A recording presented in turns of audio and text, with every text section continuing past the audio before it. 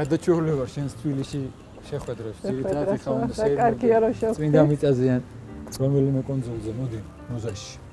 მოგზაურობაზე კარგი არაფერია და ვინც მე მიცნობს იცის როგორ მიყვარს, მაგრამ შენ კიდე სხვა სამოგზაურო საქმე გაქვს, რომელიც სამსახურებრივია. 2010 წლიდან დავიწყე უკვე ეს საქმე მეუფე საბას ლოცვა კურთხევი. რატო შეგერჩია ხო არის? არ გიფიქრია მაგაზე? მეუფე საბას ზარი განხორციელდა. ნუ რაღაცა შეგატყოვით ყო მაშინ მარცვალე.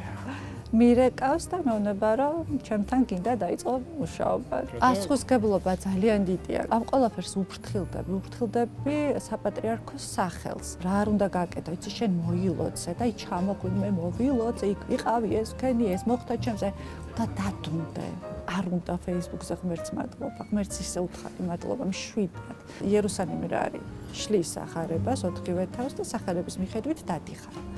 შენი შინაური ხდება მე ეს ყველაფერი შენთვის უცხო არ არის. წირვაზე დადგომა შენთვის უცხო აღარ ხდება. ლოცვა შენთვის უცხო აღარ ხდება. სახარება აღარ ხდება უცხო. მე ხა ცოტა შენზეც მინდა გითხრათ. შენ თვითონ ოდის დაუკავშირდი ღმერთთა ეკლესიას? 13 წლის ვიყავი, როდესაც შევედი ტაძარში და მაშინ ხარ ჯუსტი შაბათი, კვირა, რა წირვა, რა ლოცვა, არაფრის მნიშვნელობაზე არ ვიცოდი საერთოდ.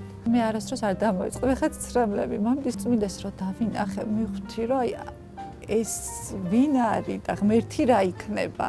და აღარც მოშორები ხარ? აღარც იმ წამიდან აღარც მოშორები ვარ. ჩვენ ვიძახით წამს, მაგრამ არ გვინდა მინდობა. და არა და ყველაზე მთავარია მინდობა.